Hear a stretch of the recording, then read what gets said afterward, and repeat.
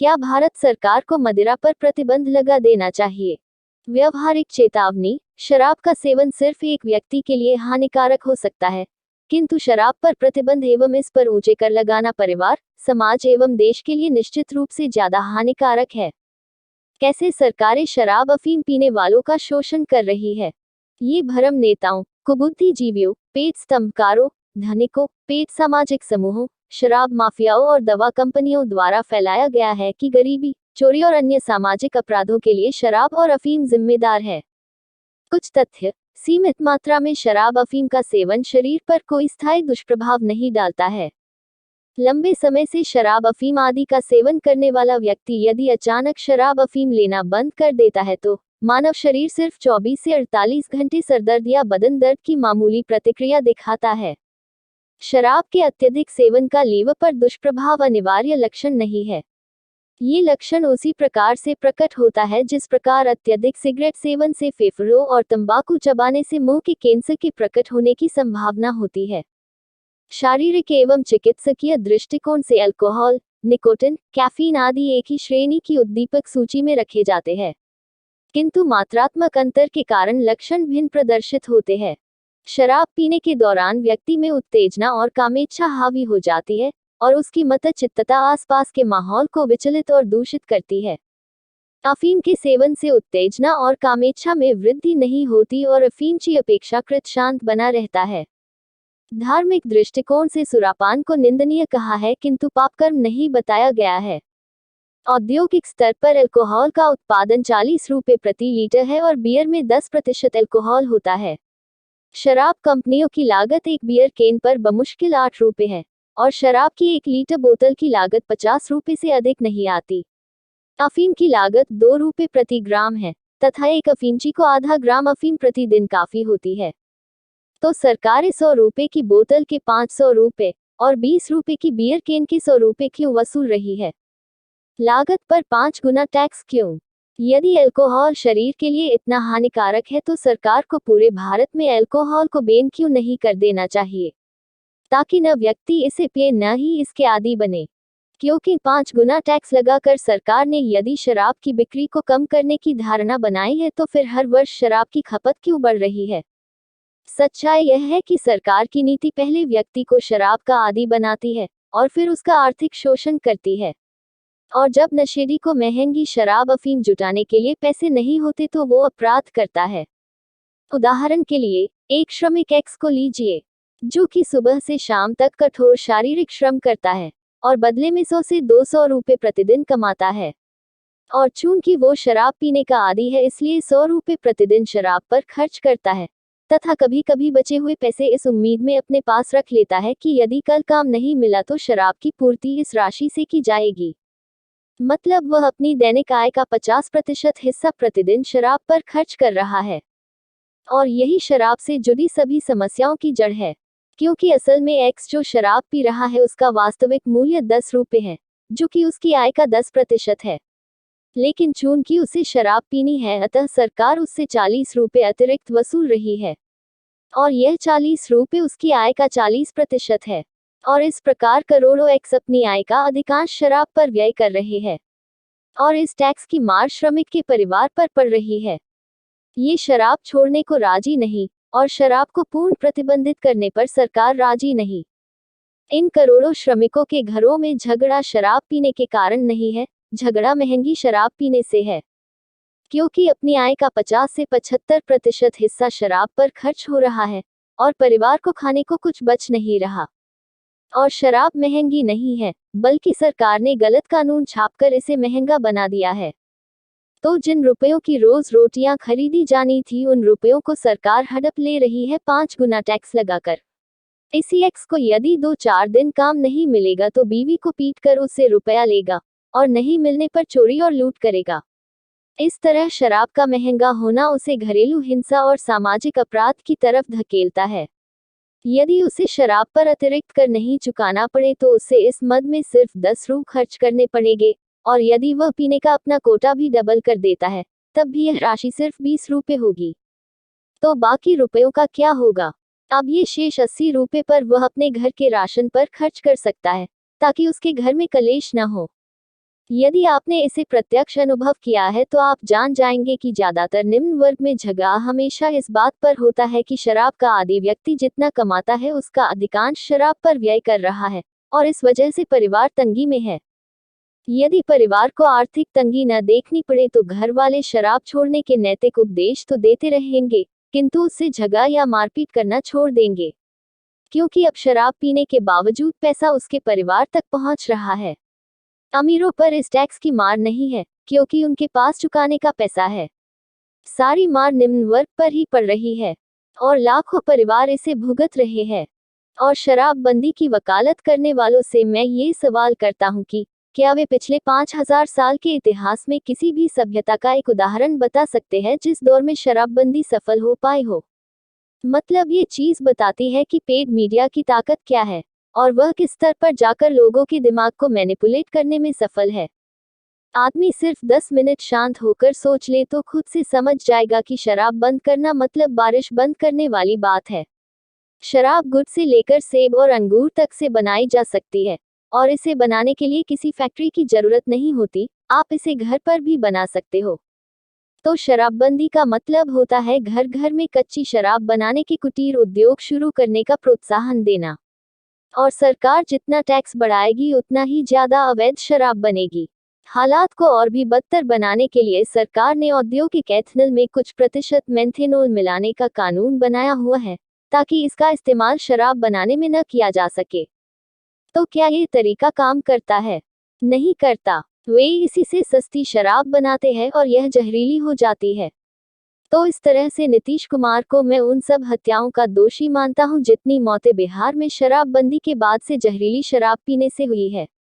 क्योंकि नीतीश कुमार यह बात जानते हैं कि शराब पर प्रतिबंध लगाना संभव नहीं है। जितना प्रतिबंध लगाया जाएगा खपत की पूर्ति के लिए उतनी ज्यादा अवैध शराब बनेगी और उससे मौतें भी होगी। औरंगजेब को चुनाव नहीं लड़ने होते थे, लेकिन ये वो चीज है जो उससे भी न हुई। और मोदी साहेब के कार्यकाल में भी सिर्फ 5 मिनट में गुजरात के किसी भी चौराहे पर आप शराब खरीद सकते थे, जबकि गुजरात में शराबबंदी लागू थी।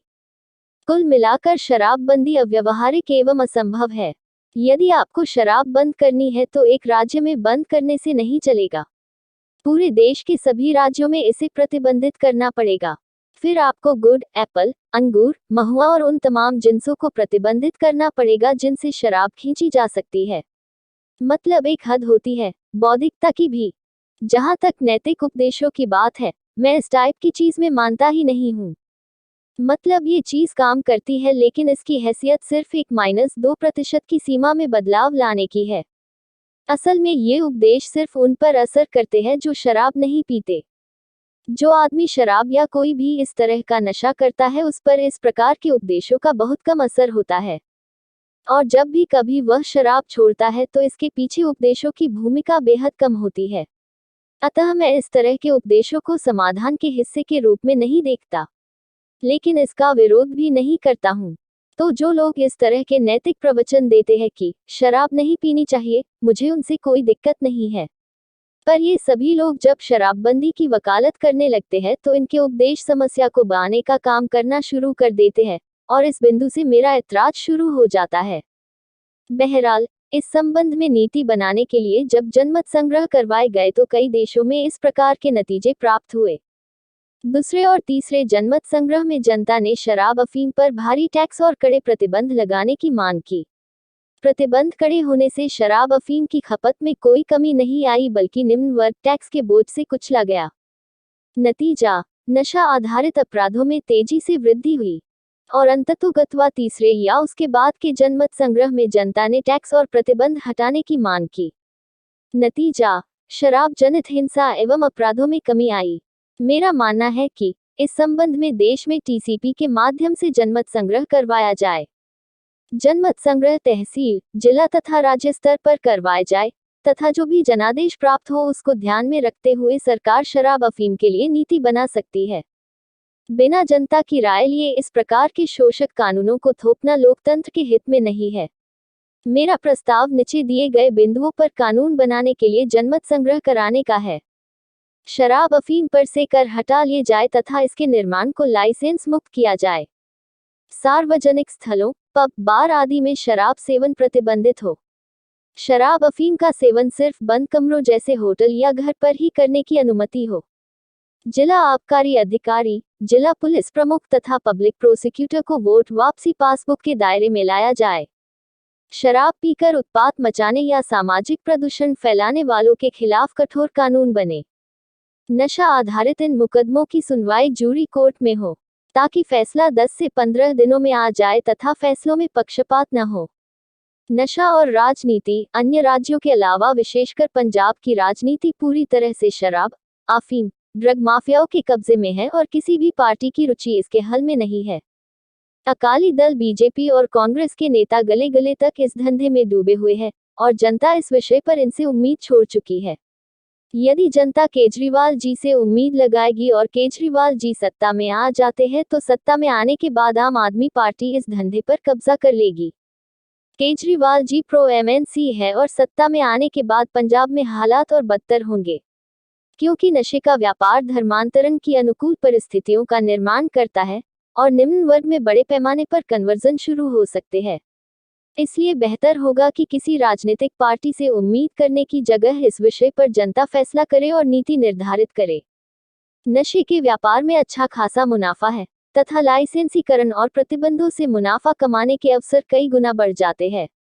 आज करोड़ों निम्न वर्ग और निम्न मध्य वर्ग के व्यक्ति सरकारों, दवा कंपनियों और शराब माफियाओं को अपनी पसीने की कमाई लुटाने के लिए मजबूर है और पहले से आर्थिक बदहाली झेल रहे नशेड़ी 10 गुना कीमतें चुकाकर और भी तंगहाल हो रहे हैं। इससे अवैध कारोबार को बढ़ावा मिलता है, जो कि नेताओं के संरक्षण में फलता फूलता है।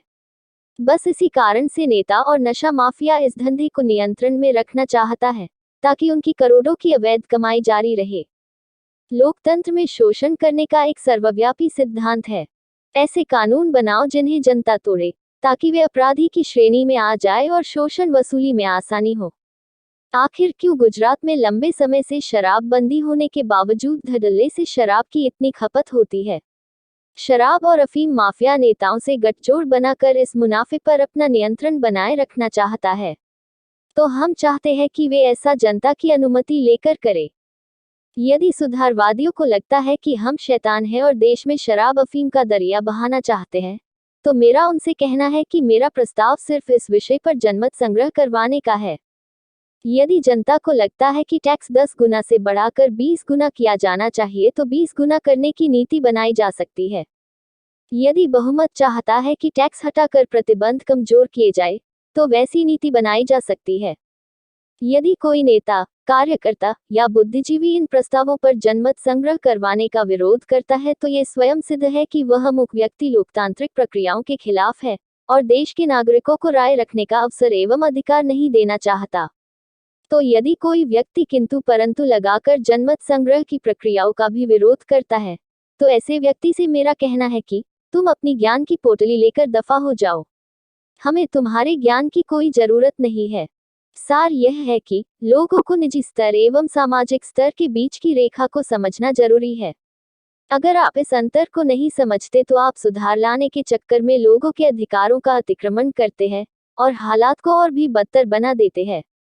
यदि कोई व्यक्ति अपने घर पर बैठकर शराब गटक रहा है तो हमारा उससे कोई सरोकार नहीं होना चाहिए। जब हम उसे कहते हैं कि यदि तुमने शराब का सेवन किया तो हम तुम पर भारी मात्रा में आर्थिक दंड यानी टैक्स लगाएंगे, तो आप जाया तौर पर उसके व्यक्तिगत मामले में दखल कर रहे होते हैं और इसके लिए सामाजिक बुराई नामक लेबल का इस्तेमाल करते हैं। शराब पीना सामाजिक बुराई तब होती है जब व्यक्ति सार्वजनिक जगहों पर शराब पीता, हिंसा करता है, फसाद करता है और दूसरे लोगों को दिक्कत देता है। तो सार्वजनिक जगहों जैसे पबों, बार, रेस्टोरेंट आदि में शराब के वितरण एवं बिक्री पर प्रतिबंध क्यों नहीं लगाते आप? भारत में विभिन्न राज्यों ने कितने बार रेस्टोरेंट को लाइसेंस देकर रखे हुए हैं? संख्या हजारों में है, पर आप ऐसा नहीं करते। आप शराब को 5 गुना महंगा कर देते हो ताकि शराब पीने वालों से पैसा खींचा जा सके, और जब उनके पास पैसा नहीं होता तो वे हिंसा, लूट खसोट एवं अपराध करते हैं। इस तरह एक व्यक्तिगत बुराई को आप ओवरटैक्स और प्रतिबंध लगाकर सामाजिक बुराई में बदल देते हो।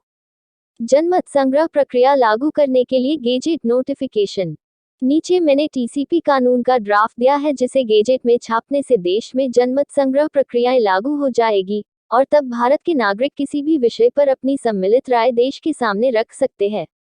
शराब वगैरह पर कानून बनाने के लिए भी इसी कानून का इस्तेमाल किया जाएगा। मतलब टीसीपी एक जनरल नोटिफिकेशन है, ये सिर्फ शराब अफीम के लिए नहीं है।